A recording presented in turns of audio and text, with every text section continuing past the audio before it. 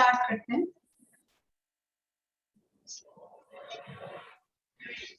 तो जैसा कि आपको पता है हम देख रहे हैं हमारा फिजिक्स जिसका चैप्टर फर्स्ट है जिसका नेम है आपका लाइट रिफ्रैक्शन एंड रिफ्रैक्शन, ठीक है। जिसमें हमने प्रीवियस जो हमारा लेक्चर था उसमें हमने क्या देखा था, principal, focus and focal length किसकी देखी थी, कॉन्केव मिरर की। और आज हम किसकी देखेंगे, कॉन्वेक्स मिरर की, ठीक है। तो चलिए शुरुआत करते हैं। आप जैसे कि हमने कल क्या देखा था, हमने देखा था कि फोकस लेंथ फोकस और फोकल लेंथ कैसे फॉर्म होता है ना। तो एक शॉर्ट सा जरा सा फटाफट रिकैप देख लेते हैं। ये है आपका कॉनकेव मिरर, जो रेज होंगी वो केव में जाएंगी, मतलब कॉनकेव मिरर, ठीक है, ऐसे याद रखा करो। फिर हमने देखा था कि जो इसकी प्रिंसिपल एक्सिस होती है ना, प्रिंसिपल एक्सिस पता है आपको, इमेजिनरी लाइन, ये है आपका सेंटर और ये था आपका पोल। पोल जो होता है अपर्चर का सेंटर होता है, ये सब हम पढ़ चुके हैं। फिर हमने देखा था इसमें हमने फोकस जो है वो कैसे ऑब्टेन किया था। हमने देखा था कि जो टेंजेंट है, टेंजेंट आपको पता है कि कैसा, ऐसी टेंजेंट एक ऐसी लाइन होती है जो सर्कल को एक पर्टिकुलर पॉइंट पे टच करके जाती है, ठीक है।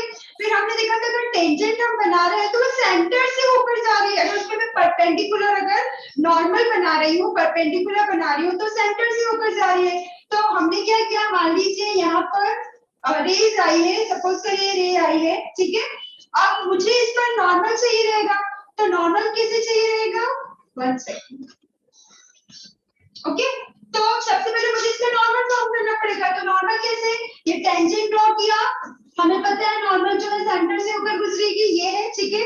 अब जितना नॉर्मल और ये रिफ्लेक्शन वाली जो आपकी इंसिडेंट रे है, जितना एंगल वो बना रही है सेम उतना ही एंगल आपका एंगल ऑफ रिफ्लेक्शन का बनेगा, ठीक है। सपोज करिए मेरा 40 का एंगल बन रहा है तो ये कितने का बनेगा, 40 का।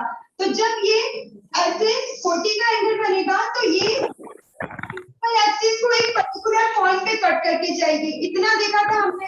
फिर हमने अगर मान लीजिए दूसरी रेज ली, ठीक है, तो ये इंसिडेंट रे जो आई नॉर्मल बना दिया हमने।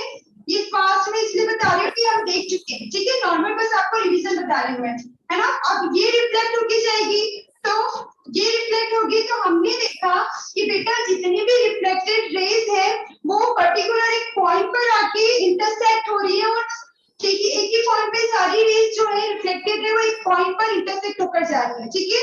और वो कौन से पॉइंट पर कर रही है, जो कि प्रिंसिपल एक्सिस पर है ना। तो यही हमारा क्या है, फोकस, ठीक है, इसे ही हमने बोला है फोकस। सेकेंड चीज ये कि जो सारी रेज है वो कन्वर्ज हो रही है, एक पॉइंट पे आकर कन्वर्ज हो रही है, ठीक है। और तो ये जो हमारा कॉन्वेक्स लेंस का कॉन्केव लेंस का फोकस। उसके बाद हमने देखा था फोकल लेंथ। तो बेटा जो ये फोकस और प्रिंसिपल के बीच की जो डिस्टेंस होती है उसे हम क्या बोलते हैं, फोकल लेंथ, ठीक है। और वो क्या होता है, हमारा रेडियस का आधा, सी और बी के रेडियस है, ठीक है। और आपका जो फोकस है उसके बीच में तो आपका फोकल लेंथ अगर निकालने का फॉर्मूला होगा तो क्या होगा बेटा, r/2। और फोकल लेंथ को स्मॉल f से डिनोट करते हैं और फोकस को कैपिटल F से डिनोट करते हैं, ठीक है। तो r/2, r क्यों लिखा है, क्योंकि ये पूरा कितना है, रेडियस। अब रेडियस का हाफ कर दूंगी तो क्या मिल जाएगा आपको, फोकल लेंथ। तो ये सब हमने हमारा जो प्रीवियस लेक्चर था उसमें देखा था। आज हम देखने वाले हैं कि कॉन्केव मिरर कॉन्वेक्स मिरर में फोकस और फोकल लेंथ, ठीक है। तो चलिए स्टार्ट करते हैं। इतना आप सभी को क्लियर था, क्लियर? Yes, ma'am. पूछ सकते हैं। Yes, ma'am. Yes, miss. हाँ बोलिए निकिता, आप बोलना चाह रही, बोलिए बेटा। मैम जो इंसिडेंट रे रहेगी मैम वो प्रिंसिपल एक्सिस पे इंटरसेक्ट नहीं करेगी। क्या बोल रहे हैं आप, इंसिडेंट रे जो है, यस मैम। अब जैसे मैम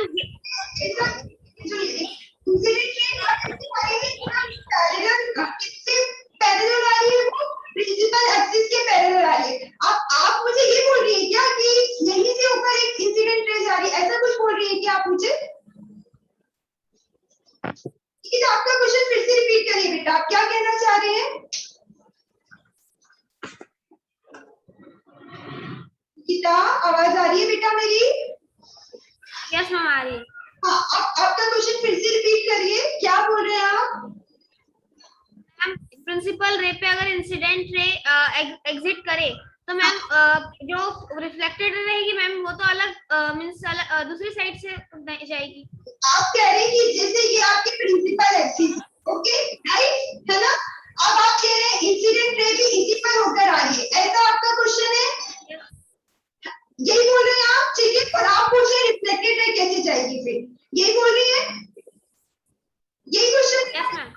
है ना। तो देखिए यहाँ पर एक चीज देखिए, इंसिडेंट रे जब आपकी ऐसी आ रही है, ठीक है, तो बेटा अब आप देखिए यहाँ पर कोई, अब आपके अगर मुझे नॉर्मल बनाना हो, है ना, तो नॉर्मल भी कुछ ऐसी बनेगी उसी पर।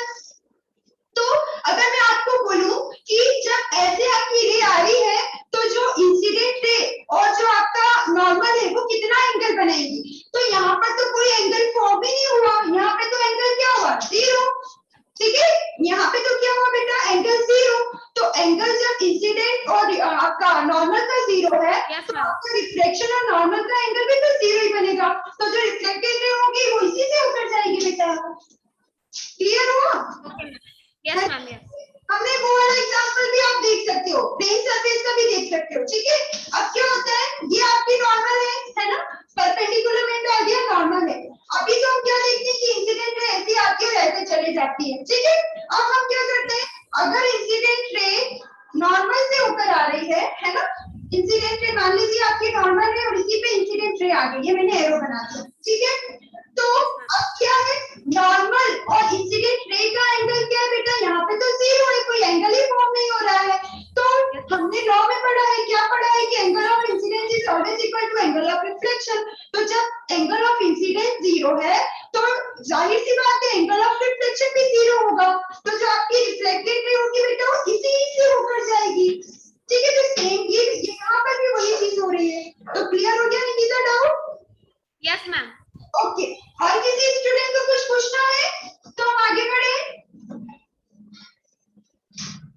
बेटा। और किसी कुछ पूछना है, नहीं तो मैं अब आपको कॉन्वेक्स मिरर का बताने जा रही हूँ। किसी और बच्चे को कुछ पूछना है?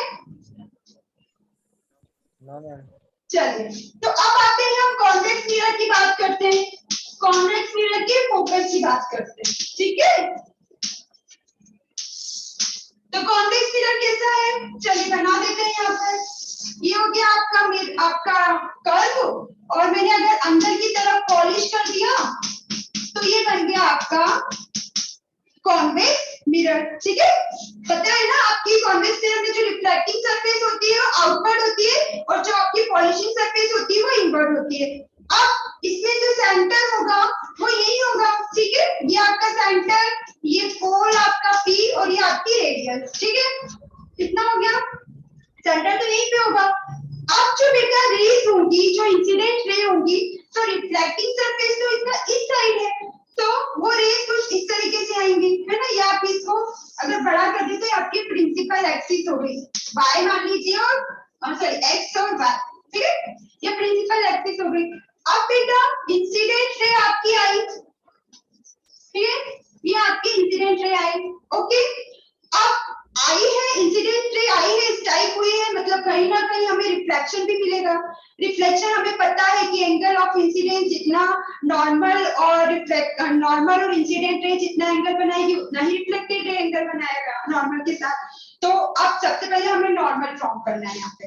तो नॉर्मल कैसे फॉर्म करेंगे, हमने सीखा है अभी प्रीवियस में ही सीखा है कि टेंजेंट ड्रॉ करके। तो ये रहा आपका टेंजेंट और नॉर्मल पता है हमें सेंटर से ऊपर जाती है, तो ये हो गया आपका नॉर्मल। अगर मैं इसे थोड़ा सा आगे बढ़ा दूं तो ये हो गया आपका नॉर्मल, ठीक है। ये आपको डिस्टर्ब कर रहा हो तो इसे इरेज कर देते हैं। चलिए, ये होगी बेटा आपकी नॉर्मल, ठीक है। सेंटर से होगी जा रही है ना, मैंने उसे आगे एक्सटेंड कर दिया, वो हो गया आपका नॉर्मल।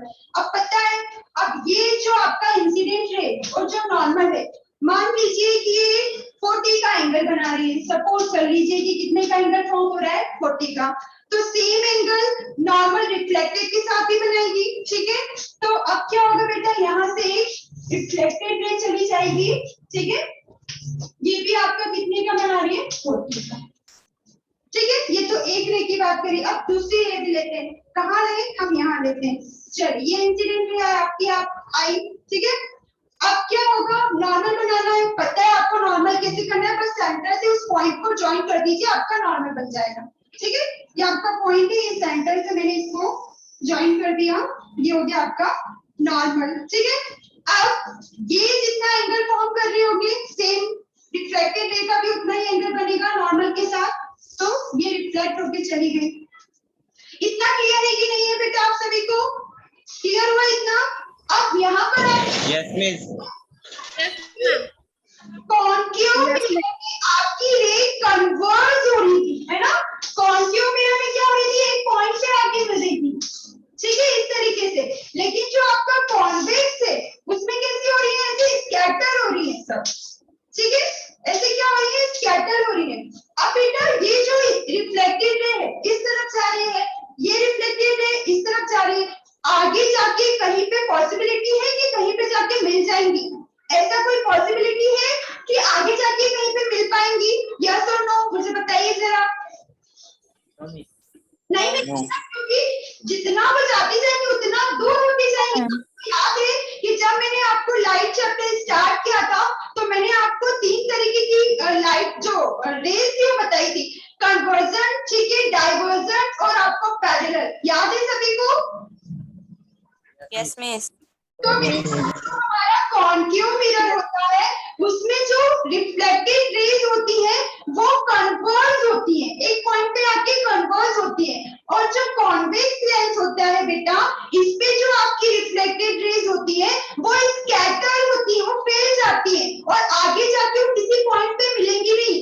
देखिए इसका डायरेक्शन तो इस तरफ है, इसका डायरेक्शन इस तरफ है, आगे जाके तो और दूर दूर होती जाएंगी, तो आगे जाके ऐसी कोई पॉसिबिलिटी नहीं है कि ये आगे जाके मिलेंगी। तो अब हमारा फोकस हम कैसे लें? क्योंकि हमने देखा था कि फोकस कैसे फॉर्म होगा, जहां पर रिफ्लेक्टेड रे एक पॉइंट पर आकर मिल रही है वही हमारा फोकस है, लेकिन यहाँ पर तो उल्टा ही हो रहा है, यहाँ पर तो स्कैटर हो रही है।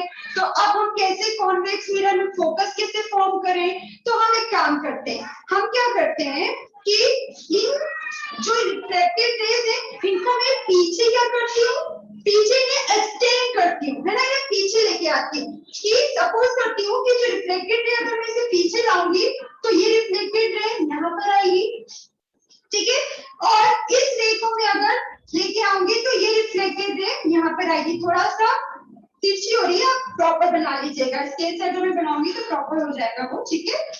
तो आप लोग जब भी कॉपी से बनाएंगे तो इस तरीके से मैं जो एक्सटेंड करूंगी तो इस तरीके से आएगी। आप सिर्फ 2 ही रे की नहीं बात हो रही है, यहाँ पर बहुत सारी रेज लेके भी आप कर सकते हैं, ठीक है। तो अब हमने देखा कि ये जो है एक पर्टिकुलर पॉइंट पर आके मिल गई, अरे मिल गई ना। अगर मैंने इन रिफ्लेक्टेड रेज को पीछे एक्सटेंड कर दिया तो मैंने देखा कि जब मैं इसे पीछे एक्सटेंड कर रही हूँ तो ये एक पॉइंट पर आके मिल रही है, तो मतलब हमारा फोकस हमें मिल गया। तो यहाँ पे जो आपका बेटा फोकस फॉर्म होगा वो क्या होगा? रिफ्लेक्टिंग सरफेस के पीछे। अब ये बात, अब यहाँ पर तो देखिए पीछे जो आपका फोकस फॉर्म हो रहा है ये है वर्चुअल, ये आपका फोकस कैसा है? वर्चुअल है। क्योंकि वर्चुअल क्यों कहा है? क्योंकि रेज जो है पीछे आ थोड़ी है, इन्हें तो हमने एज्यूम किया है, हमने एज्यूम किया है कि अगर मैं इन रेज को, रिफ्लेक्टेड रेज को अगर पीछे लाती हूँ तो ये पर्टिकुलर एक पॉइंट पर आकर मिलेंगी और वो पॉइंट क्या होगा? आपका फोकस, ठीक है। तो इसे, इस फोकस को हम बोलेंगे वर्चुअल फोकस, ठीक है। क्लियर हुआ बेटा? इतना क्लियर है सभी को? ठीक है। तो यस मिस। कॉन्वेक्स फोकस है वो कहाँ आ रहा है? रिफ्लेक्टिंग सरफेस के पीछे, ठीक है।